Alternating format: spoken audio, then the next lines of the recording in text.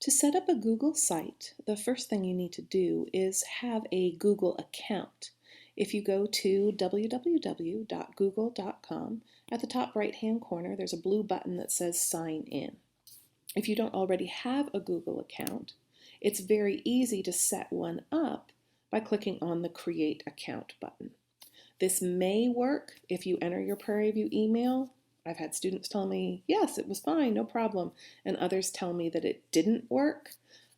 I would say go ahead and try with your Prairie View email first to sign into Google and see if you can access the sites. If that doesn't work, come back and create a new account. I'm now signed in, as my face at the top corner indicates. Luckily, you can't see it very clearly. If I go to the left slightly, there's an icon that looks like a grid. This is for my Google Apps. As I look through here, there's all sorts of cool stuff. There's my Gmail, there's photos. Sites is not on here. So I click on the More button. There's Blogger, which you may be using to set up your required blog or to do your optional blog posts.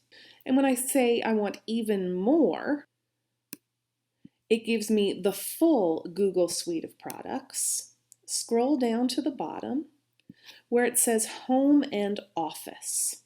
On the right-hand side, it says Sites, create websites and secure group wikis. That's what I want to click. Clearly, I've already created several Google sites. I'm going to increase the size here so it's easier to see. You probably won't see anything here unless you've created a Google site in the past. In any case, when you're creating a new website, you simply go to the red Create button on your left. And it'll ask you what sort of template do you want to use. It's probably very tempting to go ahead and click on the classroom site. Here's why I'm going to discourage you from doing that.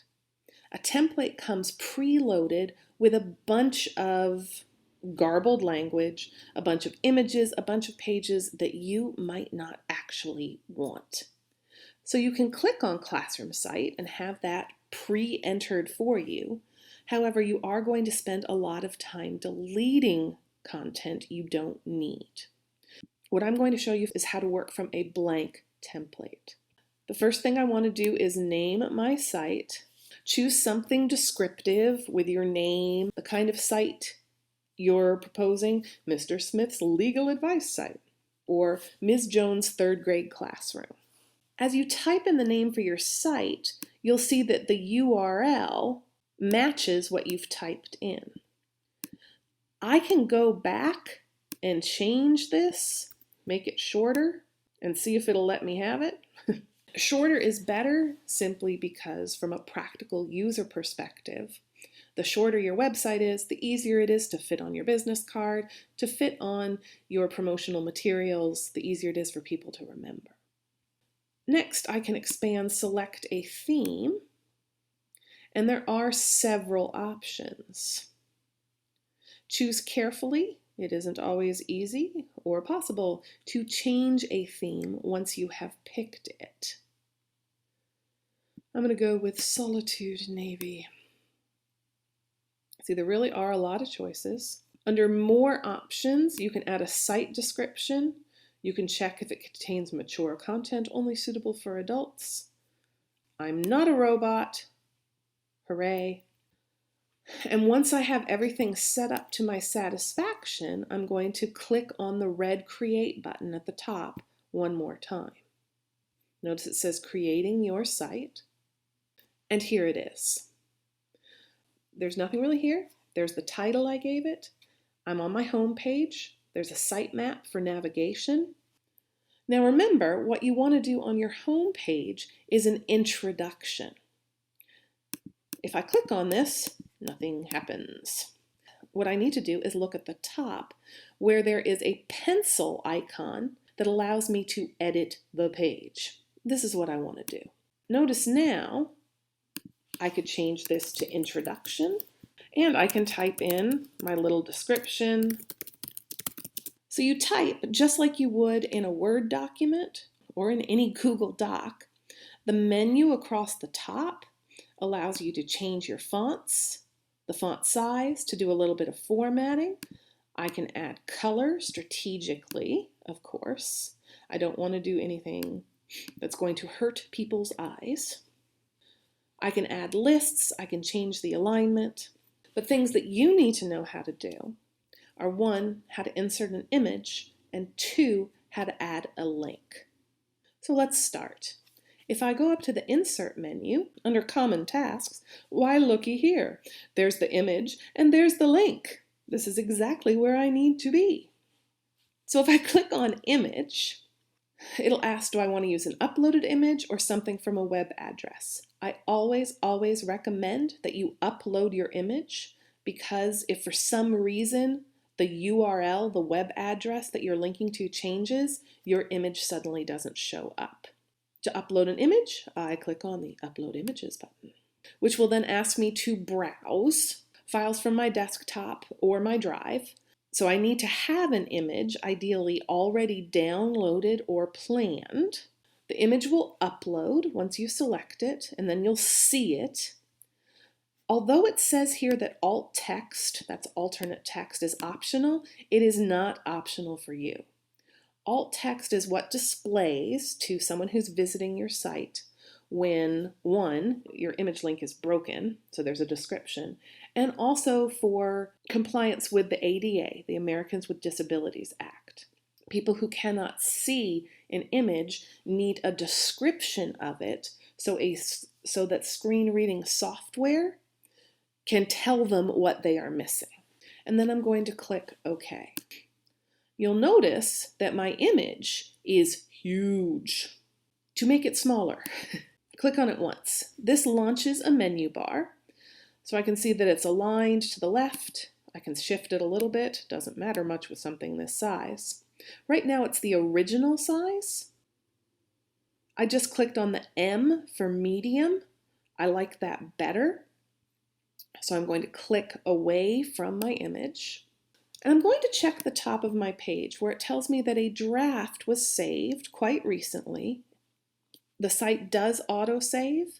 If you are a nervous individual, like I tend to be at times, go ahead and click on the blue Save button. It tells me my changes have been saved. What it also did was kick me out of editing mode.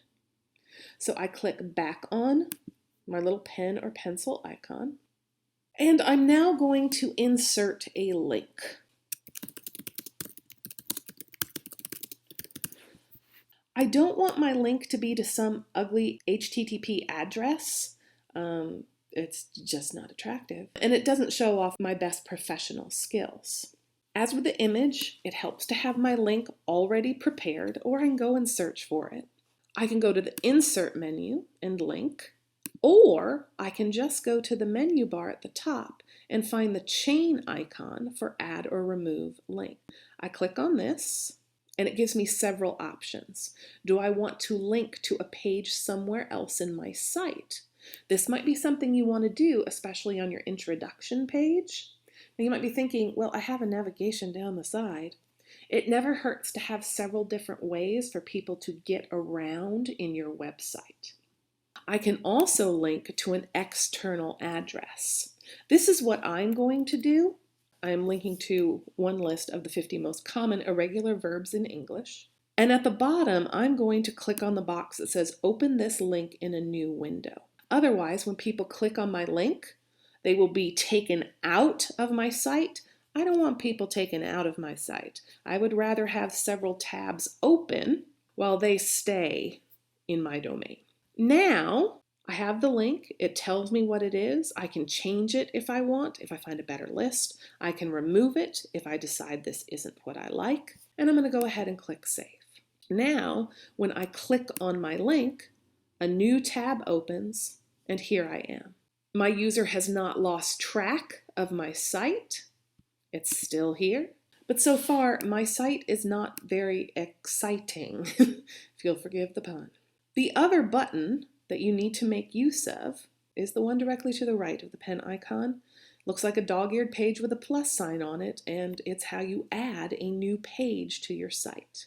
Tap on this, and it'll ask, what do I want to name my page? If I'm teaching, I might name it Unit 1.